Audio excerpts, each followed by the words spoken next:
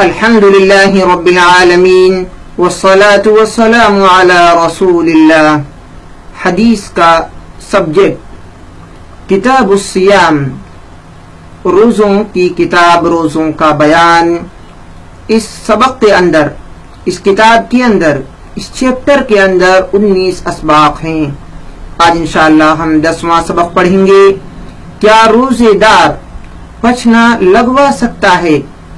پچھنا یعنی سینگی لگوانا، کیا ایسا روزے کی حالت میں ہم کر سکتے ہیں؟ اگر کریں گے تو کیا ہمارے روزے پر کوئی اثر ہوگا یا نہیں، یعنی روزے میں کمی آئے گی یا کمی نہیں آئے گی؟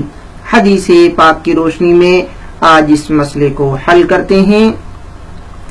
عن ابن عباس رضی اللہ عنہما، ابن عباس رضی اللہ عنہما سے مروی ہے، بیان کرتے ہیں، قال فرمایا، احتجم النبی صلی اللہ علیہ وسلم، احتجم پچھنا لگوانا، النبی نبی نے پچھنا لگوایا، احتجم یعنی سینگی لگوانا، پچھنا لگوانا۔ احتجم النبی صلی اللہ علیہ وسلم، نبی صلی اللہ علیہ وسلم نے پچھنا لگوایا۔ وَهُوَ صَائِمٌ اور آپ حالت روزہ میں تھے۔ وَهُوَ صَائِمٌ اور آپ روزہ دار تھے، روزے کی حالت میں آپ صلی اللہ علیہ وسلم نے پچھنا لگوایا۔ اس حدیث پاک سے معلوم ہوا کہ پچھنا روزے کی حالت میں لگوایا جا سکتا ہے، یعنی کچھ بھی اگر جسم سے باہر نکلے تو روزے پر کوئی فرق نہیں پڑتا، لیکن داخل کیا جائے تو فرق پڑتا ہے۔ اگر معدے میں وہ چیز پہنچتی ہے تو روزے میں فرق پڑتا ہے، لیکن نکلنے سے احتجم پچھنا میں خون فاسد خون، خراب خون باہر نکالا جاتا ہے، اس وجہ سے پچھنا کی وجہ سے روزے میں کوئی فرق نہیں پڑتا۔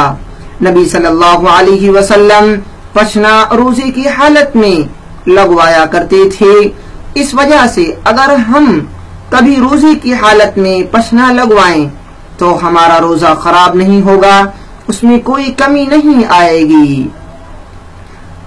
یہ حدیث صحیح بخاری کے اندر موجود ہے۔ باب الحجامۃ والقیء للصائم، رقم الحدیث 1939۔ احتجم پچھنا لگوانا، احتجم پچھنا لگوانا۔ صائم روزہ دار، صائم روزہ دار۔